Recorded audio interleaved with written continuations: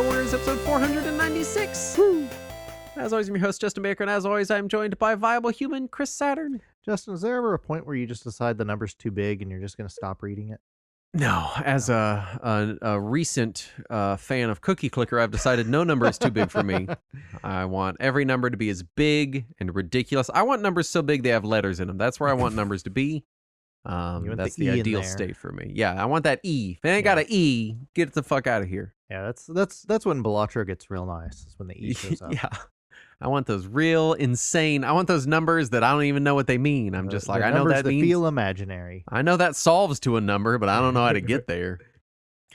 Don't really have any housekeeping, so I'll just jump right into my week. Yeah, which has been more games. I've been trying to. I played it before, and I just didn't quite get it, but I want to get it, and it's Enter the Gungeon. Mm-hmm. I know Pablo's a big fan of that. Pablo loves the game. Yeah. And what I want it to be is just a twin stick shooter, but it adds in this element of reloading. So your weapon will run out of ammo and you have to let go of the fire button and push it again, or push the reload button to reload your gun. And that cycle of having to reload, I just literally don't do it. I'll be like in a boss fight, dodging bullets and holding the fire button, and realize that for 30 seconds I've not been shooting anything because I ran out of ammo and I've just been holding down the fire button. So I'm struggling with it in that regard. It's such a cute game. It's a fun game. It's got cool stuff in it. I like it, and I'm trying to make my brain accept it. And I want to, but I can't. I'm having a hard time with it. But I keep like I'll do a run and then I'll be like, all right, that went badly, and then I'll come back to it. And it's also got dodge rolling. So dodge rolling on top of it's like it's too many buttons for the level of game it wants to be, if that makes sense. That's fair. And so I struggle with it. I had the same struggle with like certain weapons in Hades, where like you had to do specific like attacks and stuff. Like I couldn't use those because I needed to just, all I can do is attack and dodge, and those are the only two things my brain can do. And in fairness, sometimes even in something as simple as Vampire Survivors, I'm like, I don't want to point this weapon.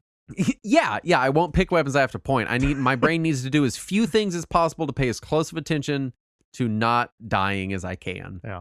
I also picked up for like $1 and have been playing Downwell, which is yet another roguelite in a way, kind of. Really fun game. Really fun, cute, like 30 megabyte game. Yep. Yeah, I played a bit of that on my PS4 almost 10 years ago now.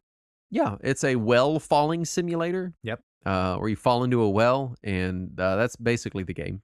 And it's fun. It's many years old at this point. Oh, yeah. But I just never played it, and it's a good time. I distinctly remember when I was living with Pablo's when I was playing that on PS4, and that was back in 2017. Yeah. It's been a minute. Yeah. I've also been recently, as part of, not really research for this episode, but, inspired by this this episode, playing Ultima 1 and Ultima Underworld. Which we talked about Ultima Underworld on our Warren Spector episode. We did indeed. And spoiler for people who didn't read the title of this episode, we're going to talk about it again this episode. Indeed. But I finally sat down and like printed out the quick reference sheet for Ultima Underworld and really tried to like get into it. And for a 1992, I am shocked at how modern that game feels. It takes some getting used to, because like it doesn't do WASD movement. It does WAXD movement. Oh, yeah. Yeah, I remember games used to do that. Which is kind of weird, but it's a lot nicer than arrow keys. And just kind of playing through it, like I'm still I think I'd rather have arrow keys. Nope, I can't do arrow keys. Are too far to the right, and I can't. Then my hand's too close to my mouse, and I don't like that. And then I got to move my whole keyboard, and then I got to do other key commands, and then they're far away from the arrow keys, and then I get mad. You get very specific with your control setups. I don't want to be reaching across the whole fucking keyboard. I want everything right there in that little left hand zone. What's funny to me is you have an issue when the buttons on your controller aren't the correct letters. Yeah. But you don't have an issue when the keys on your keyboard don't have arrows on them. No, that doesn't bother me at all. Yeah, that's weird to me. Because I know W is forward. Like, now, why? if the game said W is forward, but up was forward, I would be upset. I'd be like, it's wrong. I ran into this issue with my daughter the other day because she plays Switch. And all my controllers for my PC in the living room are Xbox layout. Yes. And we were playing Cult of the Lamb together, and she was struggling because it was Xbox button layout. Yep. And so I reached over and I hit the profile button because I have a Nintendo profile saved on that 8BitDo controller. And I go, all right, now it's what you expect. But then she kept, I'd go, all right, I'd tell her, I'd be like, okay, press A. And she'd look down and then press A. So she was doing this mixture of looking and pressing and then muscle memory pressing. Yeah. And it was fucking her. And I was like, I don't really know how to fix this other than get you a controller with the correct legend on it. And it's exactly the same thing that I would struggle with, which is like I need the legend to match what the buttons say that they are. Don't most of the 8BitDo controllers have Nintendo legends on them? The one she was using originally did, but I swapped it because I had two of the Ultimate controllers, and one was the Ultimate Bluetooth and one was the other Ultimate. Yeah. That was a Nintendo layout, and I made them Xbox because when I play PC, I prefer the Xbox layout. Because you have to have the match. Because they got to match Saturn. If they don't match, then I'm going to throw them in the trash. But yeah, it was funny because she was sitting there struggling with it, and I was like, do you want me to switch the buttons? She goes, yeah, A should be over here. Yeah. And I was like, all right, and I did that, but then she kept pressing it wrong because then she like that bit of doubt made her look to check, and I kept having to be like, you can't look or it's wrong. And then she eventually got upset and was like crying. She's like, I can't get the buttons right. I was like, I'm sorry, I'm sorry that gaming sucks. I agree that it sucks in this way. I don't know. You know what they need to do? Because the 8BitDo arcade stick has lights under it. True. Yeah. So when you switch, it will change the legend on the buttons. Why don't they make a controller like that? That would be awesome. Because then each button would have to be an LCD panel, and it would cost a shitload of money. Well, no, you just do the etch out LED like they did on the arcade stick and just put it next to the button. Well, the arcade stick works because there's a lot of room there. Right, but there's room for 8 LEDs in a controller. They could fit it. Yeah. Look, man, they used to put fans in controllers. God. I wish they still did, but they used to, too. This is why you don't want to use a touchscreen on your laptop, because you're the kind of person that needs fans in your controller. I got the sweaty hands. I don't. It's genetic. I can't. Got my daddy was sweaty handed. Yeah. Now I'm sweaty handed. I don't actually know if my dad has sweaty hands. I have no idea. Saturn, what have you been playing this week? I was bouncing between a few things because I was working a lot, and when I was at work, for some reason the signal for my cell provider was really sucking at my office this last couple of weeks. Mm-hmm. And so I couldn't do much online. I couldn't be on Discord as much as I wanted to. I couldn't, just browse the internet like an idiot. And so I was playing things that I had offline that I had installed on my laptop. Sure. And so one of them was Unciv, which is a open source free to play fake Civ 5 clone. I feel like I can't remember if I mentioned that or Free Civ on we did our Play This Not That episode. I think we mentioned them both. And because Free Civ is the Civ 2 equivalent, and Unciv is the Civ 5 equivalent. Yeah. And I was playing that a little bit, and immediately the Aztecs felt the need to go to war with me every time our peace treaty ended, and I was just getting decimated, and that was making me upset. Because in regular Civ, I can set the difficulty to where all the computers will basically never declare war, and that way I can play the way I want to play, which is with no combat. And Unciv was not supporting zero consequence civilization. Yeah, I don't. That just real peaceful civilization. Right. I want us to compete technologically, not compete physically. Right. And that was not working. So I switched over to UFO 50, and I'm digging it. I'm not getting into the meta as much as I want to yet, which is where I'm excited to get to. Because there's a lot of hidden stuff in there if you start digging into it, and it starts to tell the story about the company, and apparently there's kind of a dark narrative in there, and I want to get to that part, but I haven't gotten to that yet. That's kind of where I am on it, where it's like I want to get to that, but also I have to sit through a lot of like Nintendo NES hard games to get there, and I'm like, so I'm kind of bouncing around the games a little bit, and some of them are okay, and some of them are less okay, so I'm getting there. But I did pick up Biogun. And that was one that I'd been looking at. It was one that was recommended to me at the same time as Mini Shoot Adventures, which we talked about last week. Yeah. And Biogun is a search action where you play as a robot virus detection thing inside of a dog who is sick with a virus. I'm looking at this. This looks ridiculous. Yeah, and it's mostly dog puns. Yeah. Yeah. Mostly dog puns. It's cute. It's a little search actiony game, and at first I thought it was just needlessly difficult, and it's because I didn't read. Because the game tells you you can press a button to heal, and I thought that because it just showed like the little diacritic for the right button, but I thought it was saying right on the D-pad. Because it didn't just say B button or A button or whatever. It showed the little, diagram.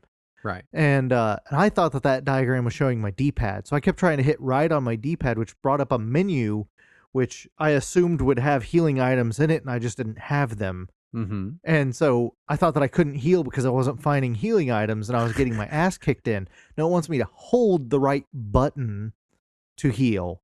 And I didn't read hold, I read press, and that didn't work, and I was frustrated. And once I realized that I could have healed this whole time, the game was much easier. Got a little easier, yeah. Yeah, and it's still not like super easy. It's still, challenging combat and everything, mixed with a lot of dog puns. And I'm going to tell you up front, the puns, not great quality. This is not the level of... I'm not. They didn't have a writing team. No, this is not like a few games lately I've played where like the writing was charming enough that I was like, oh yeah, it's worth dealing with their bad puns to get to the charming writing. No, it's less than that. Which I don't want to shit on these people because this is an indie team, but right, I'm gonna shit on your writing a little bit, man. It's not it's not keeping my attention. But the gameplay itself is fine, and I'm enjoying that. So I do. If you were in the mood for that kind of search actiony game, I'm enjoying that. It's pretty good. Yeah.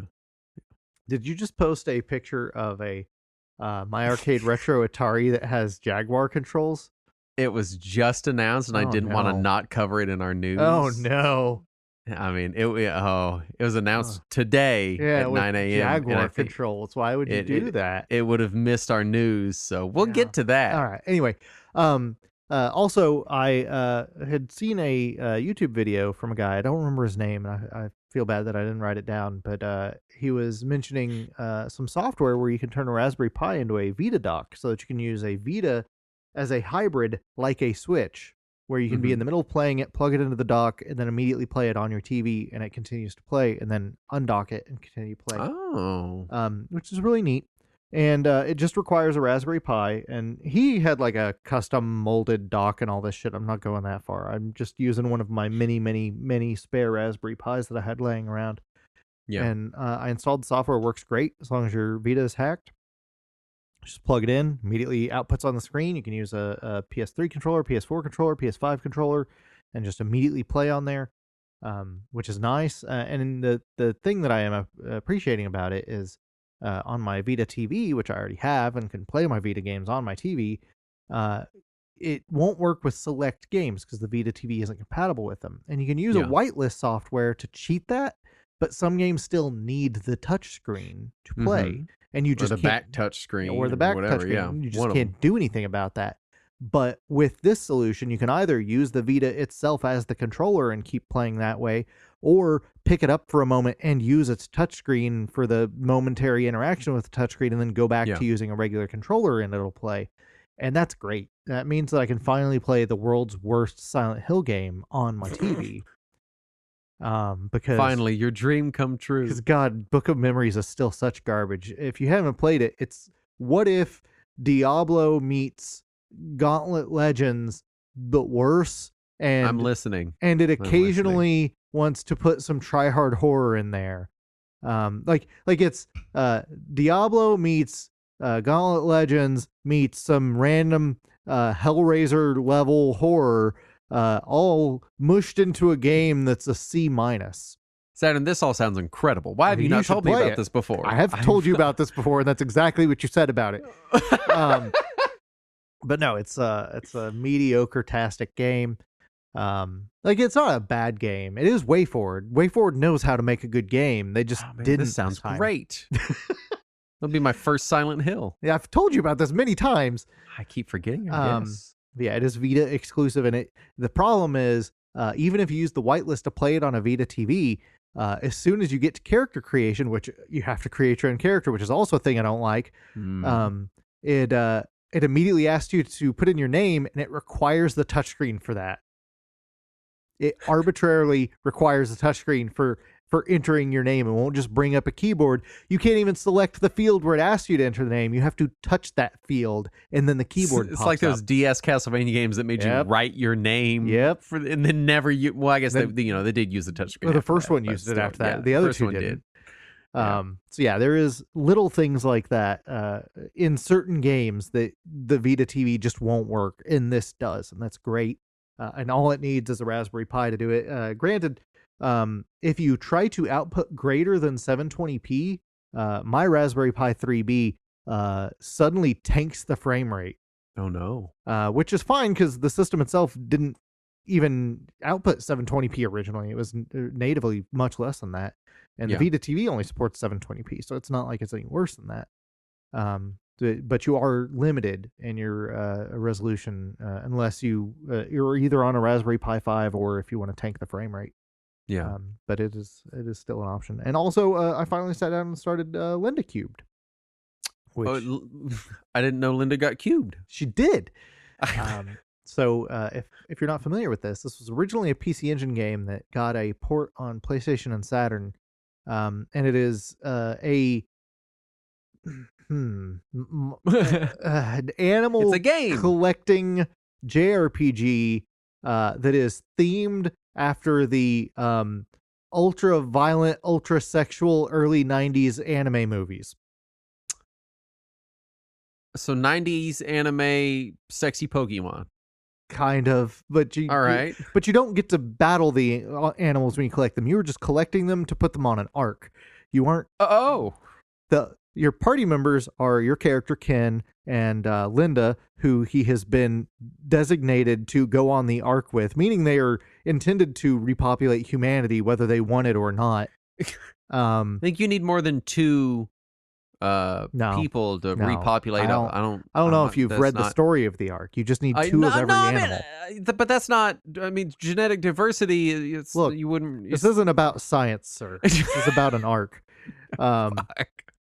And the only other party members you can get beyond Ken and Linda are dogs that you buy at the dog store. And and if you want to rank them up, because they can't get like weapons or armor or anything, they're dogs. Yeah.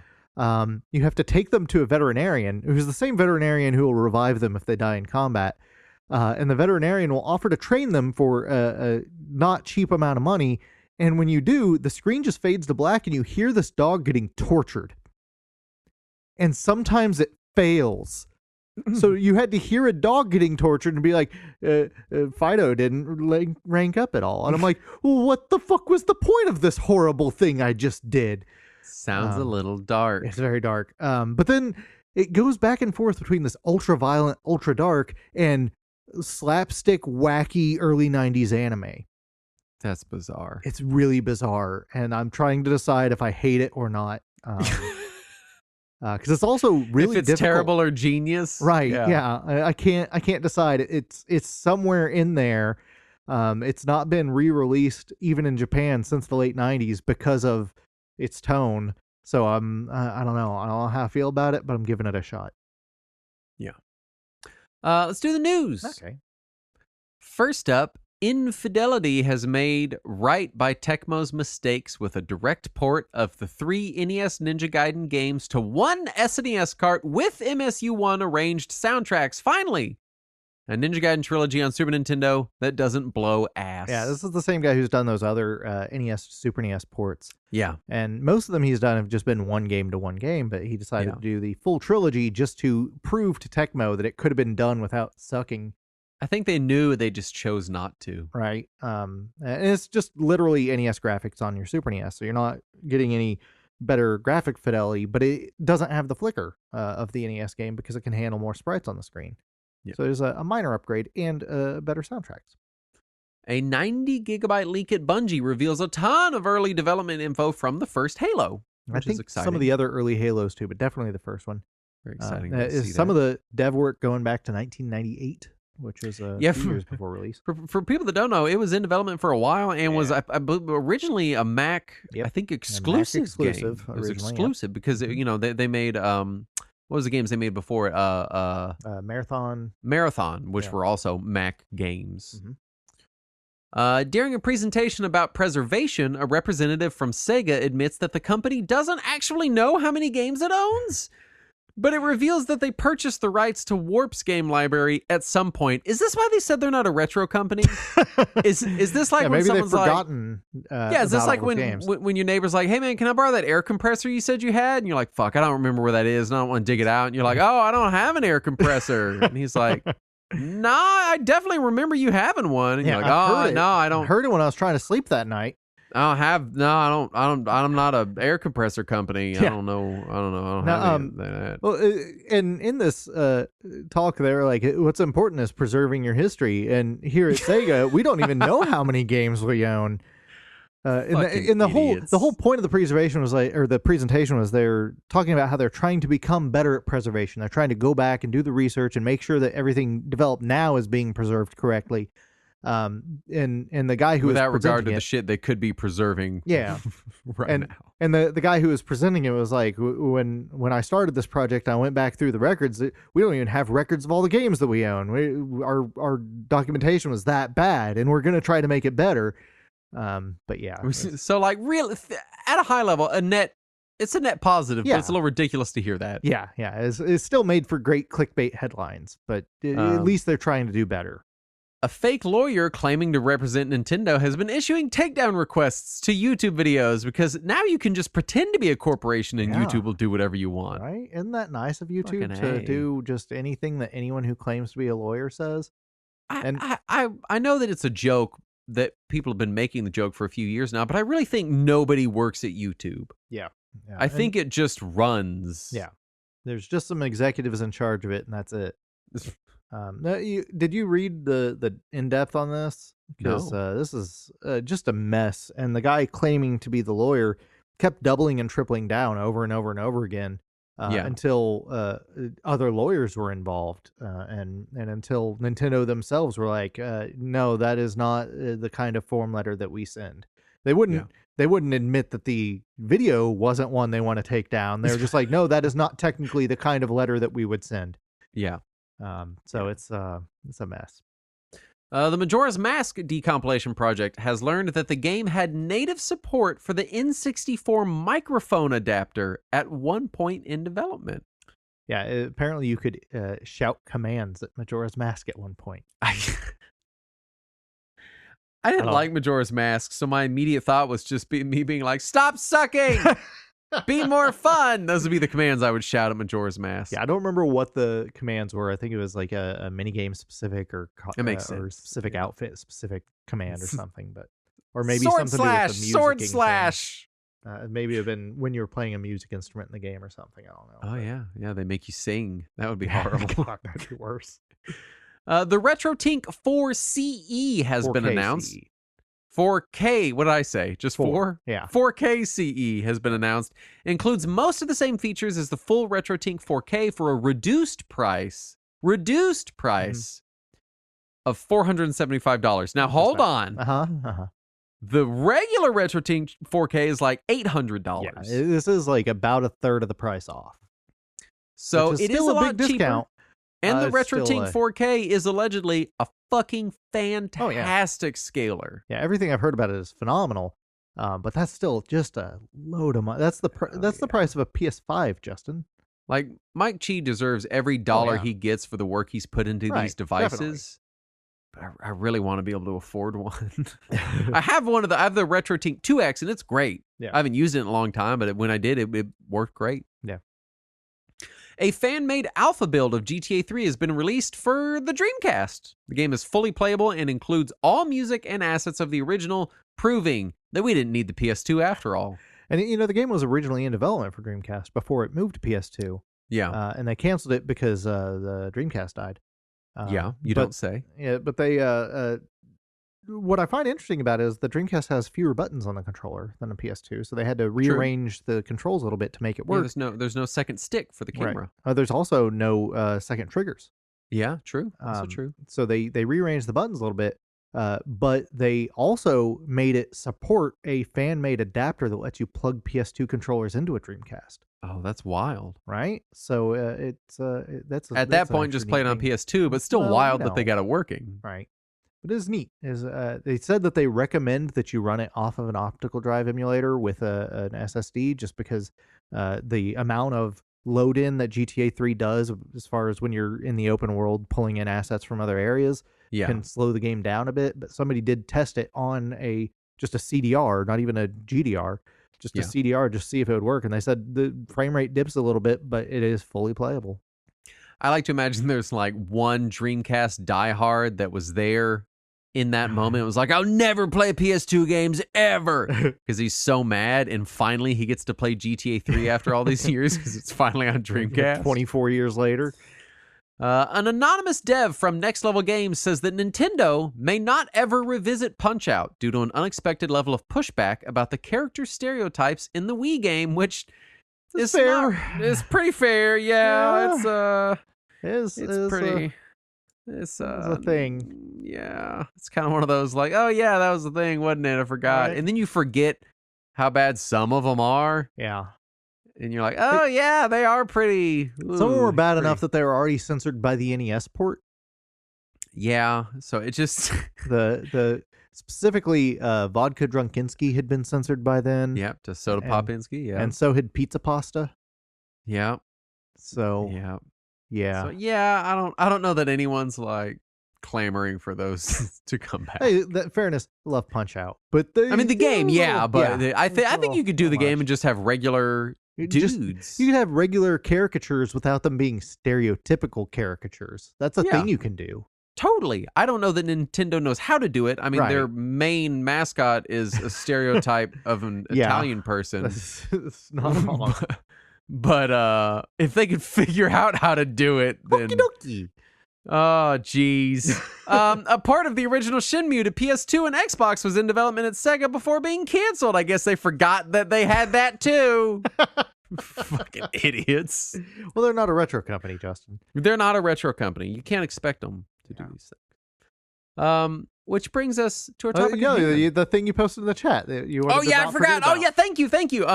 You posted it explicitly to not forget about it, and then you forgot about it. The News Goose posted this. Atari just dropped a teaser video of a handheld My Arcade branded Atari device that has a joystick, a D-pad, a trackball, full face buttons, and a full keypad. Yeah. I've not found anything on. I'm sure they have a press release out, and I haven't found the news article yet, but obviously it's an emulation device. Yeah, the keypad will open up playability for Jaguar and 5200 games. So now you can play all of your Atari games on one device. And unless you want to play Pong, because apparently it doesn't have a dial on there. So what are you going to do? Maybe that joystick is also a dial. That sounds awful. It looks a little weird, but it's possible. It's got USB-C on it. It looks like it supports other controllers and maybe video out. Again, I haven't read the press release. If you had a joystick that was also a dial, you could play proper Akari Warriors, Justin. They hashtagged it Atari CES25 and Game Station Go, which is the dumbest, most generic-ass fucking name ever. Game Station Go? In fairness, in 94, I thought PlayStation was the dumbest, most generic-sounding name ever. It is. So that brings us to our topic at hand, which is Richard Garriott, a.k.a. Lord British. Oh, I misspelled Garriott right there. There, I fixed it. Nobody knows. Don't tell anyone. I misspelled it there. That was me. Oh, is it you? Yeah, my bad. For synopsis, I have, hello, what are you, British? Which will make more sense later. And I do need to give a note on scope. I have played very, very, very little of the Ultima series, given how many games there are. I've played some of them. I've played some Ultima 4, some ports of Ultima 4, Ultima 1, Akalabeth, Ultima Underworld 1 and 2. None of them to completion. I've started a character in UO and was like, this is weird, and turned it off. But outside of dabbling here and there, I'm largely unfamiliar with the games. I just find Garriott fascinating as a person. Yes, he is a fascinating character. Also, lots of the info here came from the Ultima Codex, which doesn't do a very good job of citing sources if it cites them at all. Right. And Garriott has also changed some of these stories as time has gone on. So please excuse anything that may be apocryphal. I leaned toward Ultima Codex being correct because they seemed to have what seemed like some insider knowledge on a lot of this. Information that, if not true, was fully fabricated, which seems unlikely, but also without citations, I can't say it's impossible. Yeah. Biographical info on Lord British. The private astronaut. Richard Garriott was born July 4th, 1961 in Cambridge, England. His father was Owen Garriott, who was an early scientist astronaut that flew several missions of note. His mother, Helen Mary Garriott, was an artist specializing in ceramics and painting. He has an older brother named Robert Garriott, who worked with Richard at Origin, which we'll get into later. His father did work at NASA. He was a proper astronaut. He worked Unlike at NASA. him, who was a private astronaut.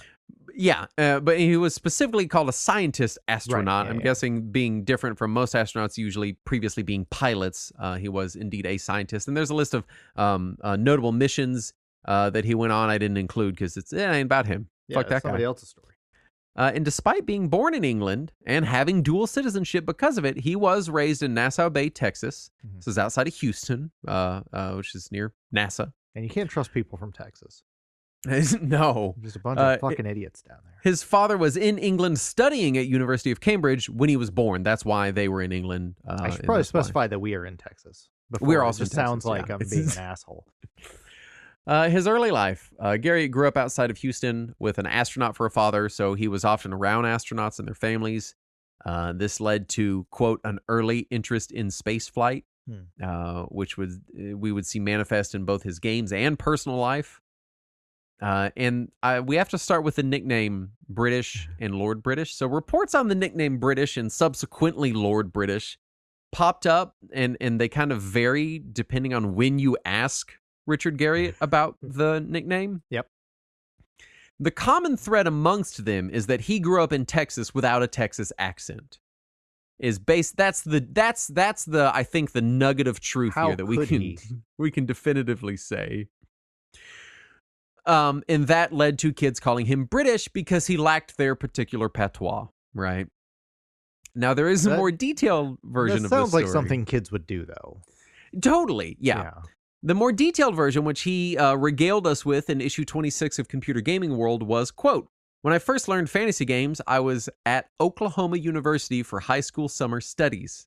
When I first arrived at the dorm, other students would come into my room and say hi. Of course, I would say hello back, and they would blurt out, 'What? Hello? No one from around here says hello. You must be from Britain or something. We'll call you British.' Well, everyone that summer was similarly dubbed with a nickname, and I began to call all of my fantasy characters Lord British." I don't believe that. Yeah, that sounds story. dumb. Yeah. What? Here's the thing. I can believe that is a paraphrased version of a story. I can believe that. It's just like I've grown up in Texas. People say hello. Yeah. And if someone said hello to me in Texas, I wouldn't go, "What are you, from Britain?" Also, in Texas, we don't call it Britain. We would call it England. Yeah. We would say, "What are you, English?" And they might call him English. Yeah. In fact, I know a guy that we called English for years. Granted, he was from England, but that was just his nickname. Everybody called him English. That was his name. Maybe the fucking dorks down in Houston would do that shit. Granted, he said this was at Oklahoma. True. Maybe the fucking dorks up in Oklahoma. This is an Oklahoma thing. We're closer to Oklahoma than Houston. Yeah, but we're in Dallas. Dallas is different than either most of Texas or Oklahoma. So regardless, I personally, from everything I've read, I personally think he probably shared the dual citizenship and being born in Britain thing with people, and then they tacked it on with "you lack the Southern drawl that we expect." This would have been in the early '80s, late '70s when this happened, and we still had home telephones then, and we absolutely always said hello when we picked them up. Nobody, even in Texas, was picking up saying, "Hey, y'all." That's not that's not how you answer a telephone. So that aside, this story has been perpetuated to death. It's right up there in my mind with Sonic's shoes are red because of the love he has for the fans or what the fuck ever. I personally think he would volunteer the information that he was born in, not England, Britain. Yeah, I believe because that. it sounds fancier. Yeah. I like that Garriott's Wikipedia page has his citizenship as American/British, but the little old knot next to British that says better source needed.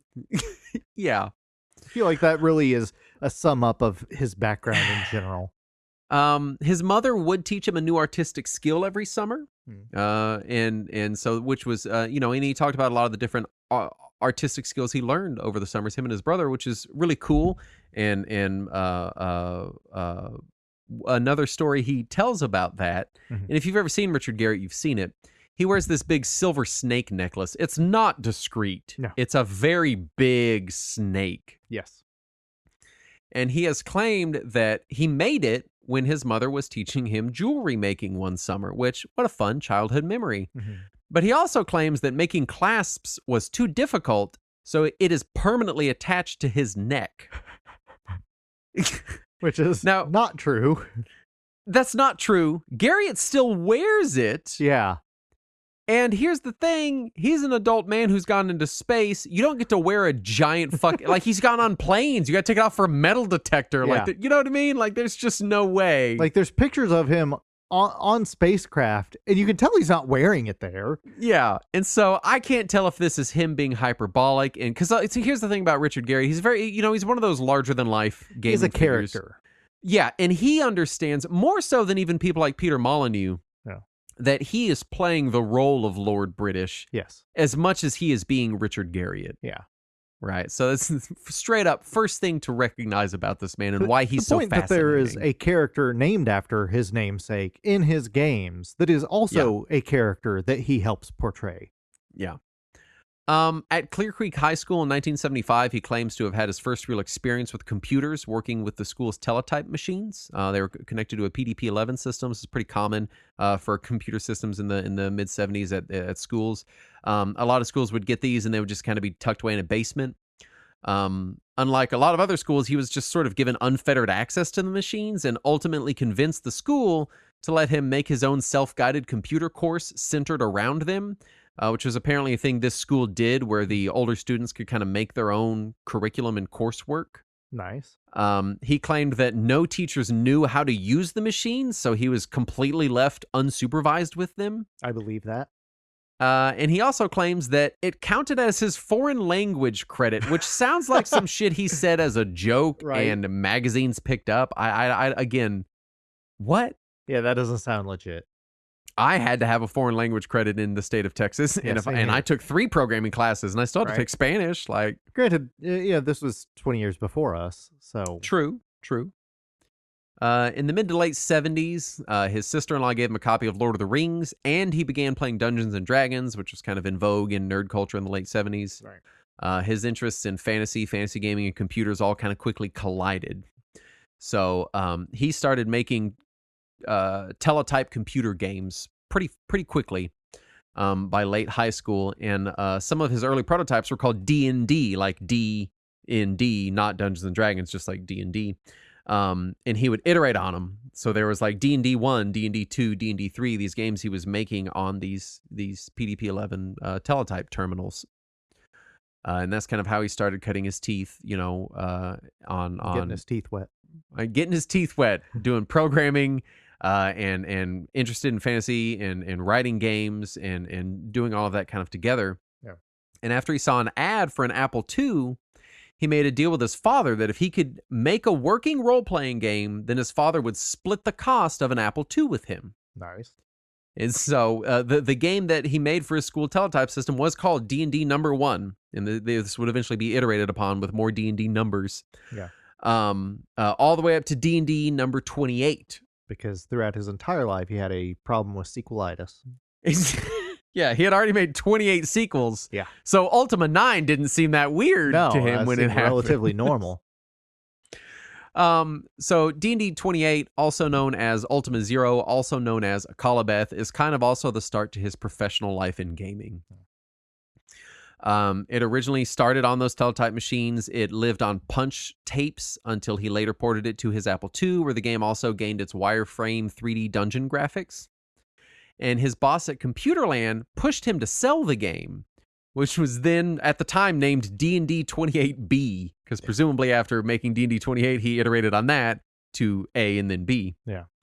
And so he had commercial versions produced. They were sold in Ziploc baggies, and initial sales were around 12. Not 1,000, just regular 12. Nice. I've seen some people try to cite up to 24, but 12 is also up to 24, and 12 is the number that I've seen. I've seen almost 12. And somehow one of these dozen made its way to California Pacific Computer Company, who was a pretty big, in the terms of PC video game publishers of the time, of the early 70s. 80s, which is, temper expectations. Right. They were notable in that space. They had sold something in the dozens by then. They somehow heard about it, and they struck a deal with Garriott to publish the game, giving him $5 of each sale.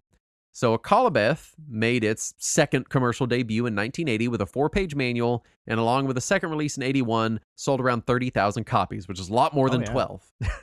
Is it? It is.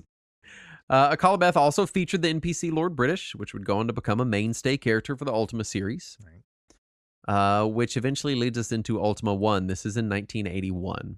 So while Garriott was attending the University of Texas at Austin, he began working on Ultima with Ken Arnold. Garriott handled most of the basic programming, and Ken Arnold did the sound and graphics and stuff.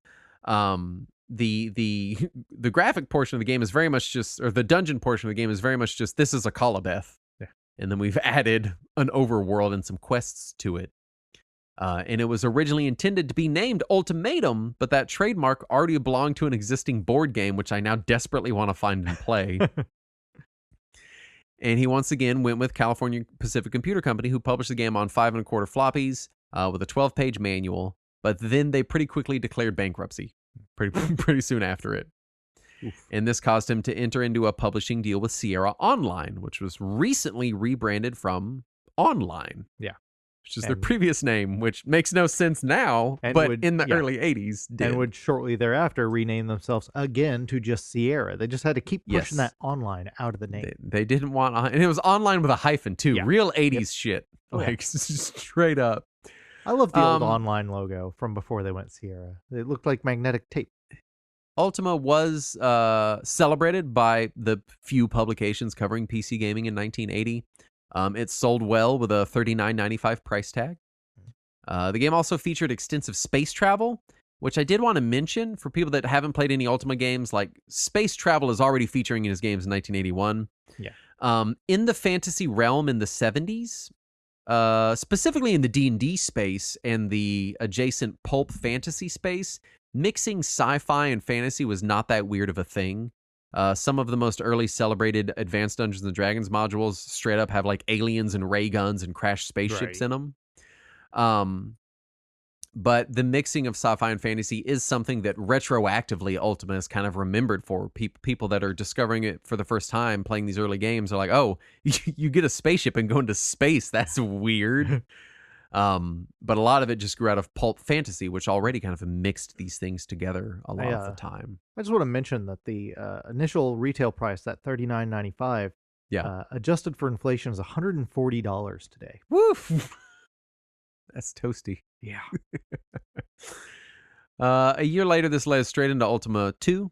In 1982, Sierra Online was set to publish again, and it was noted that they were chosen because Garriott demanded a cloth map be included with the game, and they were one of the only publishers willing to do that. Everyone else was like, "Why? What the fuck's wrong with you?" This was also his first game that came out of the gate on multiple systems, which widened the series' potential appeal, and it sold and reviewed very well. The game continued its upward trajectory. Ultima 2 in the community is kind of remembered as like the one you need to skip because it sucks now. But a part of that is availability of the versions that we have now, or like I think it's hard to get anything but the EGA graphics version of it and stuff. Right. But it ends up being obtuse and grindy by today's standards. But it reviewed well. Like people were like, "This is a great building upon Ultima 1, which was a great building upon Akalabeth." You know, and so these are Akalabeth was all dungeon. Ultima 1 added an overworld. Ultima 2 added some complexity to it. And this led into the Ultima 3 and subsequently the Origin Systems era in 1983. So Ultima 3 Exodus released in 1983 and finished what would be considered the Age of Darkness trilogy for Ultima, which is what they called it. That wasn't just called that because it was the Dark Ages. That was the name of the trilogy. And for Ultima 3, he upped the graphics and added in music for supported hardware and decided to start his own company to handle publishing the game. Which was Origin Systems, which was a joint enterprise between Richard Garriott, his brother Robert, and his father Owen, and a guy named Chuck. And they ran it out of his Chuck garage. Origin. Yeah, Chuck Origin. They ran it out of his garage to begin with. And initially, Garriott wanted his own publishing company due to issues he was having with royalties on previous games. He wasn't getting paid the royalties appropriately or on time. There was some issue. And so they ran it out of their garage in Houston. And Origin itself took on publishing of many non-Ultima games pretty much immediately. And some I was reading was like, they were unaffected by the crash of 83. And I was like, yeah, well, they were a PC, game company. Developer. Yeah. And it was a console crash. Yeah. But also, to be fair, they did take on a lot of publishing from other people and seemed to be keen to grow and work with others pretty fast, which probably helped them with a little bit of resiliency in that era.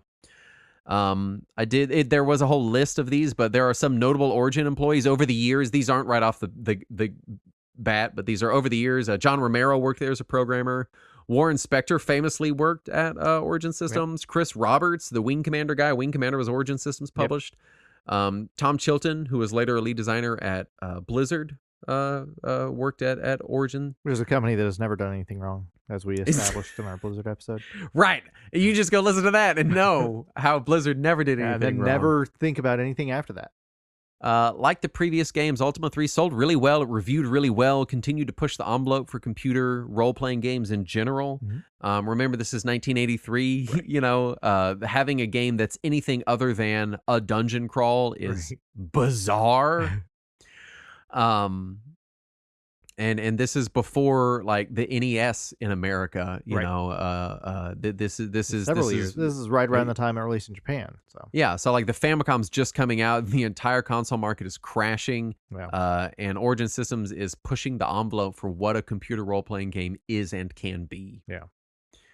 And so this first trilogy was it's cited by a lot of people as extremely influential and inspirational. I did see a thing that was like, it's one of the most influential games of all time. Ultima 1 and 2 are, and helped inspire Final Fantasy and Dragon Quest. Yeah. And I think that's apocryphal. I think Wizardry was probably more influential in that particular space. That's not to say Ultima had no impact. So I actually was doing some research on that at one point. Yeah. And it looks like both Wizardry and Ultima hit Japan right around 85, 86. Okay. So it came a little later then. So that would track then. All right. So they didn't really reach Japanese shores in Japanese anyway until about 85, 86. Now there were some Western copies that had been, bootlegged in Japan, but they weren't as widely accessible just because they were exclusively in English. Yeah, I will say these early Ultimas, they feel very Dragon Quest. They're definitely simpler games. Yeah. But just moving around on the tile-based overworld movement, it feels real Dragon Quest. Yeah. Like you can feel it. So I don't know how much Wizardry gets cited a lot. And the other game and we talked about this way back in our JRPG episodes, but the other game that influenced a lot of those early JRPGs was Hydlide, which came out in Japan before Wizardry or Ultima did in Japan. And a lot of Japanese sources say that the reason Ultima and also Wizardry got translated into Japanese was because of the success of Hide Light. So Yeah. there's And I'm sure Ultima influenced some people. Yeah. I just it seems mentioned less in the Japanese role playing game space as Right. far as like major intensely influence, influential, yeah. major influences on these early games. Wizardry seems to be kind of the Yeah. number one. Like, oh yeah, that was it. Yes, the one that I ever hear mentioning Ultima specifically is Sakaguchi, the Final Yeah. Fantasy creator. He was always a fan of Ultima. Yeah, and I could see that. And he explicitly said that he had a Western Apple II that he played it on. So weirdly enough, Ultima Codex really name drops Matt Stone and Trey Parker, the South Park guys, for it being their Ultima 1 and 2 being a big influence for their South Park role playing games. And I'm like, yeah, those South Park games don't really have anything to do with Ultima. They're kind of much more based on later. Yeah. I guess I don't know. I'm guessing what happened is they were in an interview and they were like, "Yeah, we grew up playing Ultima 1 and 2. Those were our favorite games. They were really influential in our lives. Anyway, we also made these games." And then people are like, "Direct line drawn." Checkbox. Influence. I'm gonna quickly skim through about 5 years here. Okay. Yeah. Ultima 4, 5, and 6, the second trilogy known as the Age of Enlightenment trilogy, spanned 1985 to 1990. This is the second Ultima trilogy. It will continue the trend of upward momentum, both technically and critically, with Ultima 6 winning RPG of the Year from CGW in 1990. The games continued to evolve. And this is kind of a thing that was big in Ultima 4, the idea of like murky ethical dilemmas. Mm-hmm. The idea of like there's no real good or bad guys. Everyone's just on these different ethical paths. They were known for pushing the genre forward. Ultima 4 in particular introduced a lot to the world of role-playing games by way of the morality systems in it. This was also when the series became very much about the Avatar. I think the Avatar might have appeared in 2 and 3, but 4 was the quest of the Avatar, where you're very much, you are the Avatar. Yeah. And it opens with like animated cutscenes. Like it's really a cut above, and they continue this trajectory at Origin. Garriott helming these 3 games in this trilogy. And it's a very short section in our notes, just because things are pretty static. They're just here hacking away, making these games, and and publishing other stuff. Yeah. So in the terms of Garriott's life, this was his like, I'm putting my nose down, getting some work in era, right? Yeah. And doing some really amazing work in this space. The first 6 Ultima games are, while not all 6 of them are probably something a lot of people want to sit down and play right now today. Stuff like Ultima 2, Ultima 1 feels dated. 3 can feel pretty dated. These are still extremely influential role-playing games that he and his teams put out. And he was very much hands-on for these games. We have to take a break to talk about Ultima Underworld. Okay. So Ultima Underworld came out in this era. It was originally in development simply as Underworld at Blue Sky Games, eventually became Looking Glass Studios later on. Through turmoil, the game eventually came under Origin. Garriott himself recommended adding Ultima to the name of the game to add some brand recognition, to expand the Ultima, property. It was conceived of and designed by Paul Neurath, who did a game called Space Rogue before this, which was technologically a very impressive game. He was not actually a producer on it, no, I'm sorry.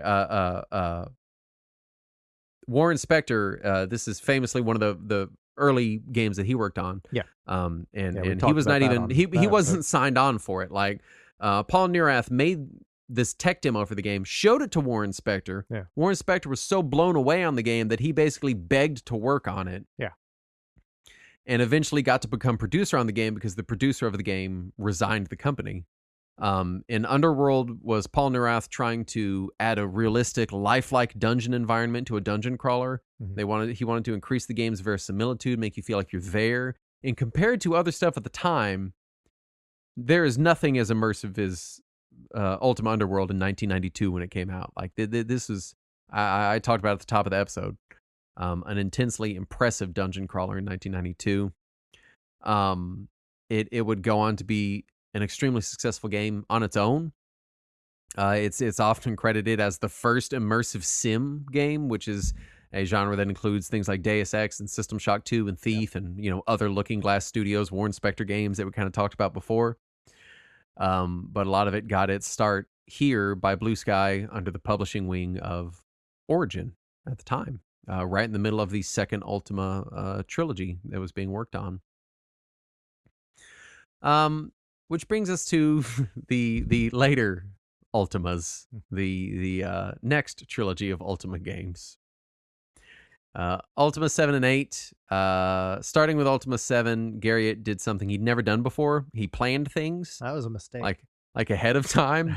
And he planned for Ultima 7 to be the first in a new trilogy of games out of the gate. But by 1992, Origin was having some money troubles that coincided with a banking crisis in Texas that I did not know about. Because I don't remember this either. I was 4 when it happened. I was 10, so I was a little too young for this. Ultima 7 released it later in 92, but it wasn't enough to keep Origin from being purchased by none other than Electronic Arts. Yeah. Granted, this is before this is EA early had EA. become, Oh, they get shitty fast. I know. Just give it a minute. The game sold well and was critically acclaimed, but things weren't looking great for the company. Despite the hope that the EA purchase would lead to more freedom, reports were that things were very quickly being streamlined. Ultima 7 Part 2 and Ultima 8 suffered cut content and a lot of crunch. Ultima 7 Part 2 saw a small critical decline, with complaints rolling in about technical issues and problems with the gameplay systems, but it was still overall well regarded. Ultima 7 Part 2, the expansion, not as quite as celebrated, but still well received in broadly in general. Ultima 8, however, would see Garriott delegating most of his work. And I have a quote from him. It says, I sacrificed everything to appease stockholders, which was a mistake. We probably shipped it 3 months unfinished. Oof. It really was smart people with good data and good evidence to show here's why we've concluded this information. We would like you to embrace it. And I embraced it.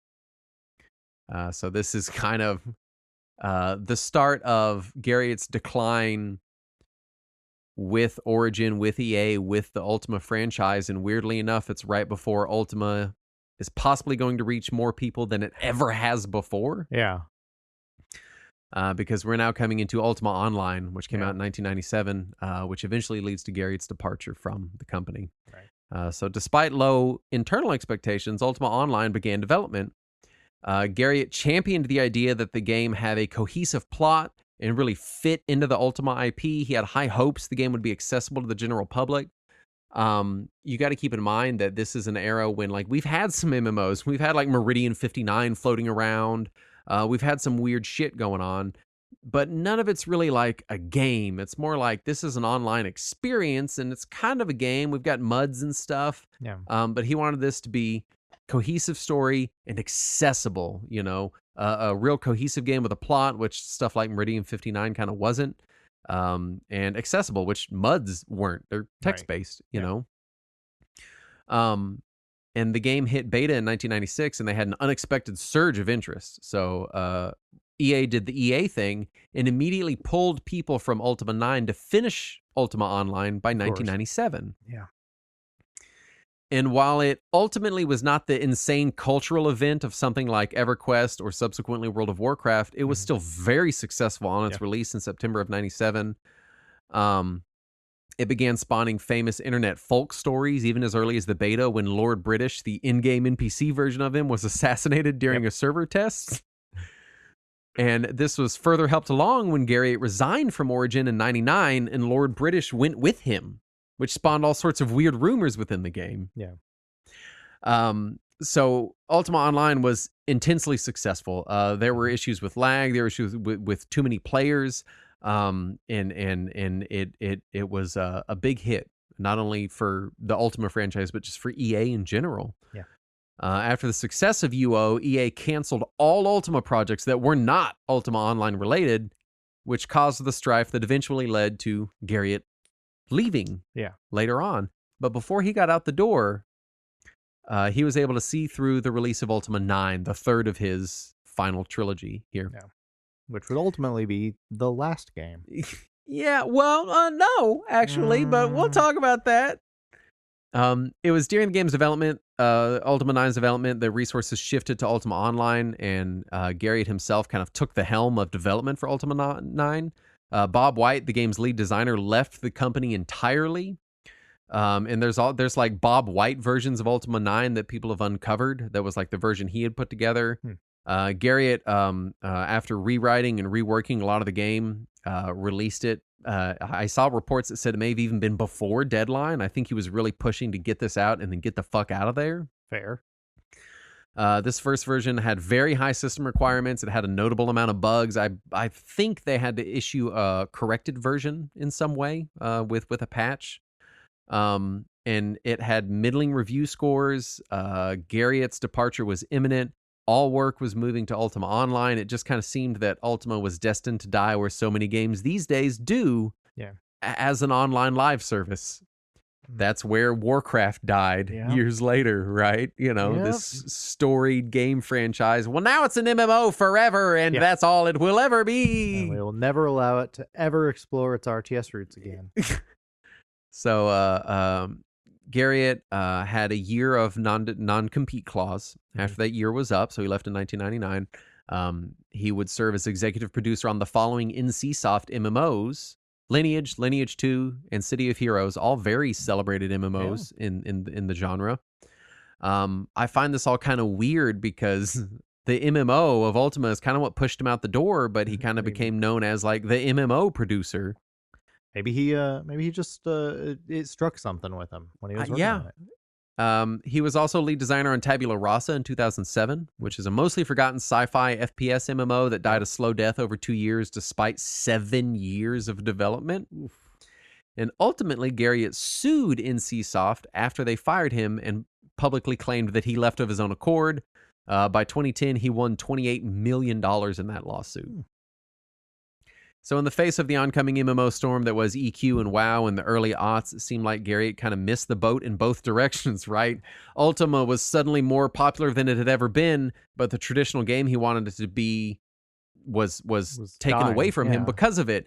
He's suddenly the MMO guy, but he's not signed on to any of the MMOs that are going to make it in the long term, you know?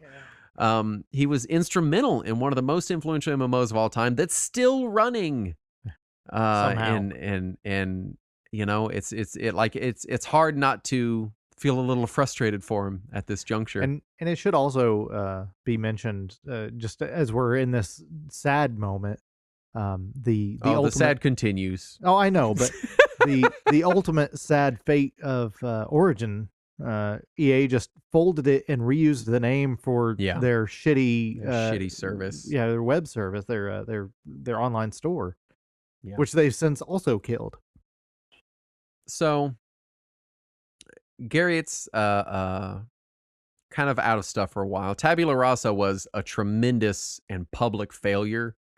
The other games, City Heroes, Lineage, Lineage 2, those all did well. You know, he ended up departing from NCSoft and having legal trouble with them. But they were successful projects in their own right, even if they weren't the next WoW, right? No. Tabula Rasa was a pretty bad failure. So in 2009, along with some friends, Garriott founded Portalarium, marking his first return to the games industry since the explosion of Tabula Rasa. And they made a couple of Facebook games with Zynga because it's 2009 and they wanted money, I guess. I don't know. This was also while he was still in litigation and he hadn't won the $28 million yet. So maybe he needed money. I have no idea. So after pumping out social media shit, he started what might be his biggest failure to date, which is Shroud of the Avatar. And it was intended from its inception to be a spiritual successor to the Ultima franchise and promised both an online and offline experience that lived up to the legacy of Ultima.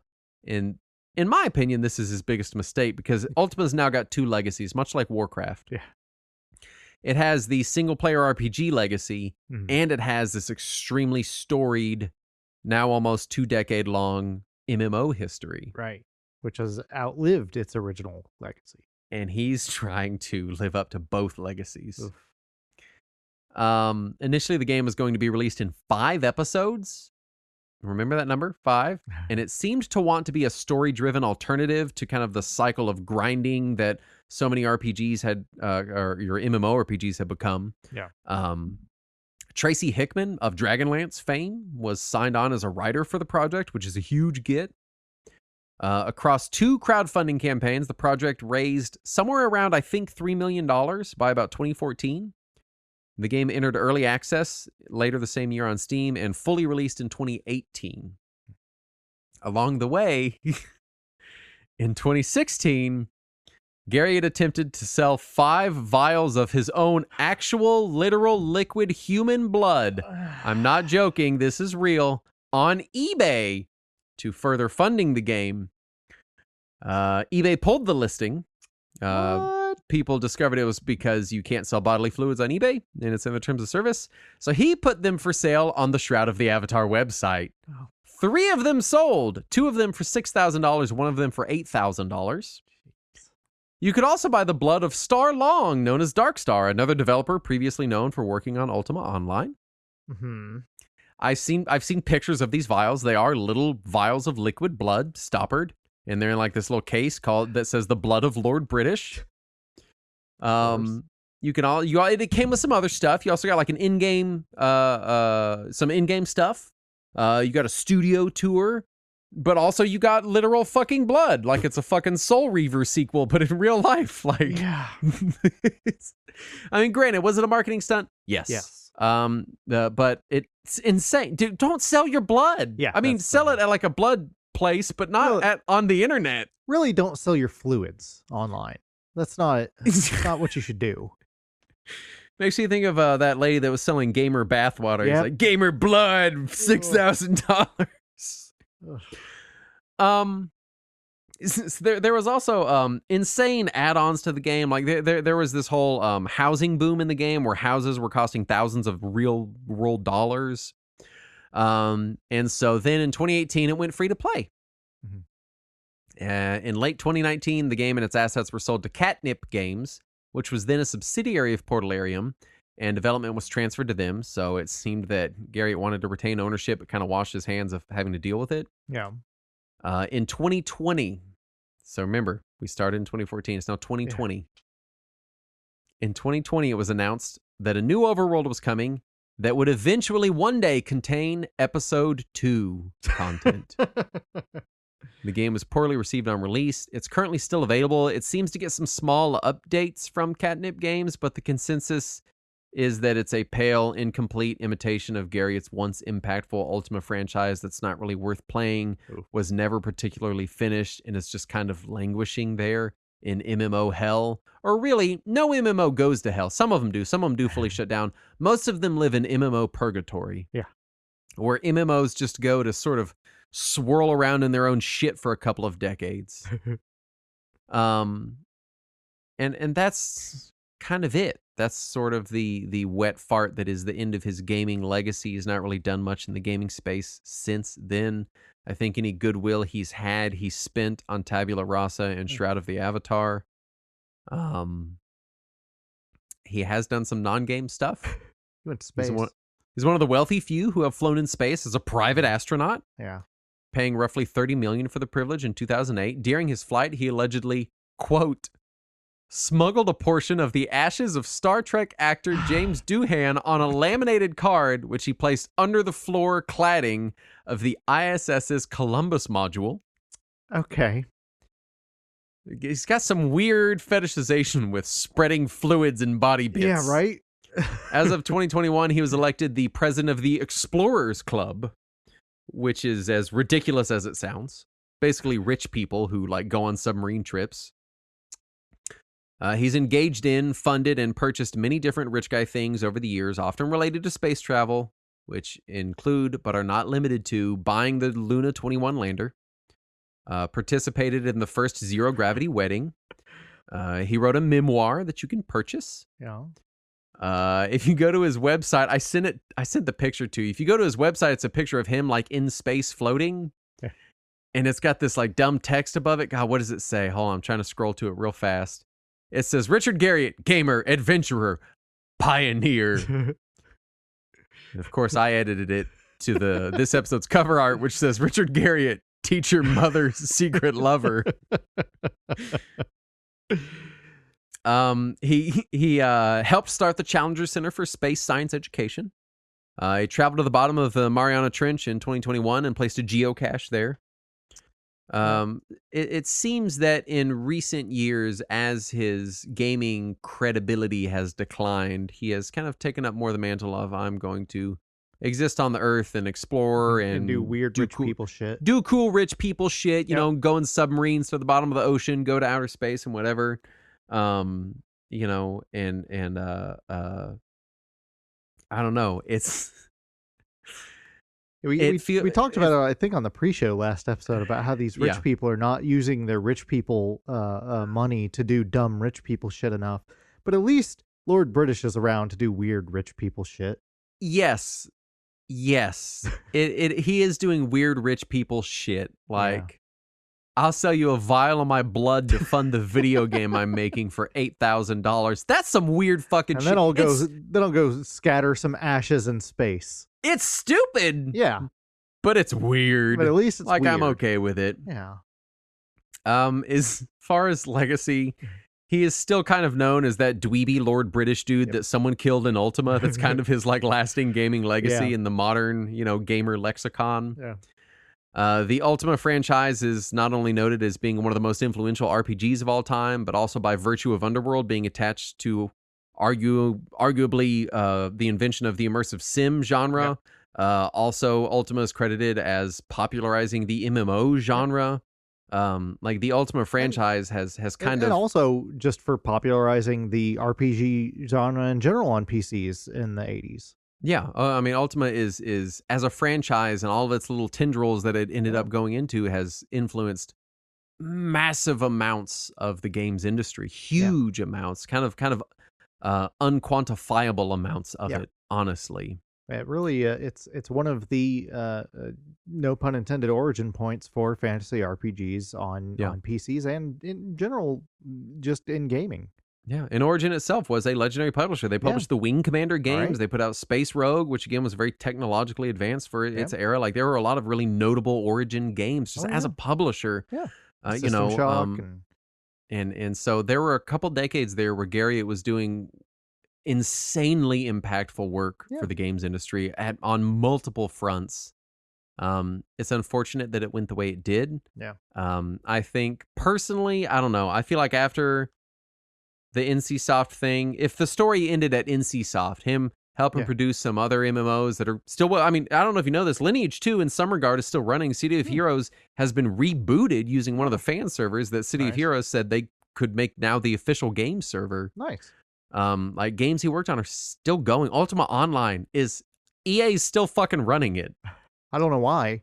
You can pay $10 a month to play Ultima Online right now. You don't. It's still a thing. They're still making expansions. Like, so, you know, I think if his story ended with NCSoft and we didn't get Tabula Rasa, we didn't get Portalarian, we didn't get Shroud of the Avatar, we didn't get selling your blood on eBay, this story would feel a lot different.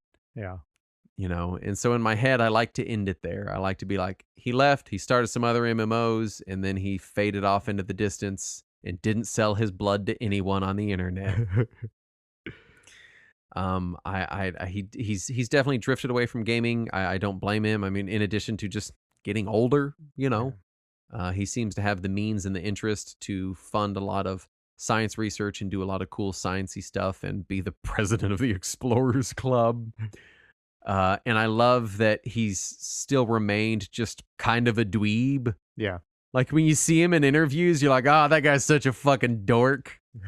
And I kind of like that he never let it go. Yeah, you know he what never I mean? went the Bezos route of shaving his head and trying to look professional. Yeah, or like the Zuckerberg route of like getting all fucking ripped and being like, I cook steaks on a grill. He's just like, nah, man, I'm just a big fucking dork with a snake necklace that I'm going to lie about saying I can't take off. Like he's just a big goofball, you know? And I like that about him. I like how he's just like eccentric and weird and is just going to fucking be that dude. Yeah. His story reminds me a lot of Peter Molyneux of being like insanely influential, doing insanely influential things at multiple stops, and then just kind of wet farting out of the industry. Yeah. Except Peter Molyneux continues to be an annoying lying dickhead, and Richard Garriott's just like, I don't know, I go to space and I write books now. Shut up. Yeah. You know. He found his niche. He did.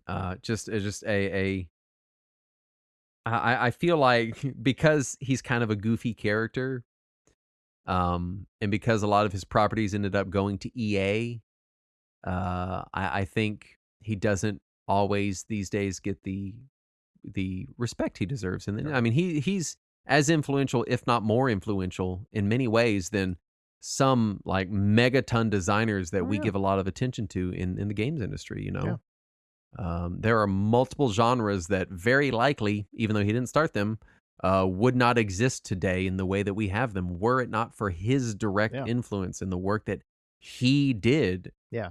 You know, he wasn't just a designer. He wasn't just an artist. Like, he sat down and wrote the code. He did the work. He started the company. He published the games, you know. And it's hard to undersell the influence of his early games, especially the Ultima franchise. Yeah, and you know, he discredits himself by showing up and being like, "Would you like to buy a vial of Lord British's blood?" And you're immediately like, "Fuck, man! You're like one of the most legendary games industry people of all time. Please don't sell your blood on eBay. Yeah, stop." But he shows up dressed like a fantasy king. Oh, like he's a reject from medieval times. He does, man. He puts on a lot of costumes. Oh yeah.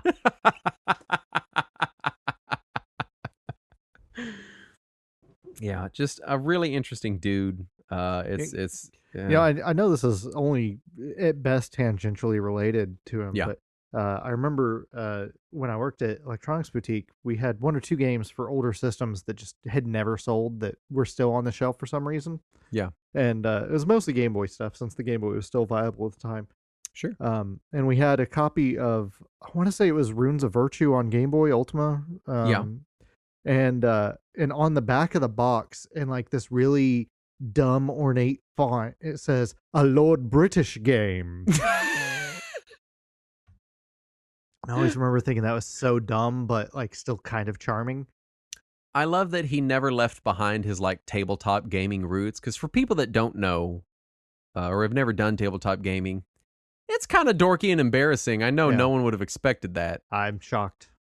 But he's just like, I don't fucking care, dude. I'm Lord British. I wear a big dumb snake necklace. I sell my blood on the internet, and I went to space. Fuck you. Like, there's just no.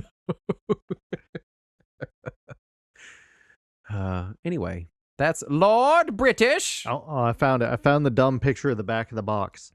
I'm how exciting! Make you look at it too. But yeah, it's just this dumb little logo that got a Lord British game. I love that. Yeah. I love that. Very charming and dumb. I wish I had the commitment to be like a Justarius the Doc game. A Justarius the Doc podcast. Retro Warriors. Yeah, that's us. It's got a powerful 1 meg chip with battery backup, Saturn. Ooh, that's pretty fancy. You know what else has a powerful 1 meg chip?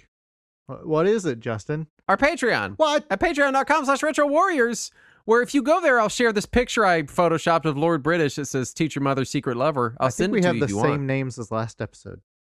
Oh, do we? Did I put the same names into it? Oh, crap. I'm going to fix it real fast. Don't worry, Saturn. You just got to vamp for a minute. Hold on. I don't remember where I put this. Show notes? Is it in here? No, also, I appreciate that Pony Canyon put so many of the Ultima games on consoles, because that just gives me more of a chance to say the name Pony Canyon, and I always appreciate the name Pony Canyon. It's such a dumb name. Didn't we do an episode on Pony Canyon? We did do an episode on Pony Canyon. Yeah. I remember that one. Yeah. That was a fun one. There was there other name? Was it FCI? Was that it? FCI was what they used in the West. But all right. I got the names in there. Can you see them? Let me see. Oh, yeah. Oh, man, that's formatted oddly, but yes, I see that. It's okay. We're going to thank the following patrons, starting with Noah Says Google Tomato Frog. And Rick J. Robert Vieira Jr. Cousin the Mage. Thomas J. of San Jose. Mike Tall RN. Pawe Zalius Ski. That got butchered by You literally just copied this, and it's... Anyway. Shane Lee. Oh, God. Vlor Slex $1 per man Justin of Chris overall and Omschletz Netherlands to Sprechen is het ward. That wasn't in English. And Zero Skull. Are all patrons? They gave us money? I think. I don't know, man. I don't know what's happening. They may have intentionally asked us to say things that are hard to say, or maybe we're just really bad at reading. It's almost 1 a.m. I don't know where I am anymore. All I know is I want to be in Lord British's warm embrace. And Right, a Sarah? Lord British grain. Yeah, Lord British Graham. Anyway, thanks so much for listening. We'll be back next week. And as always, let us cling together.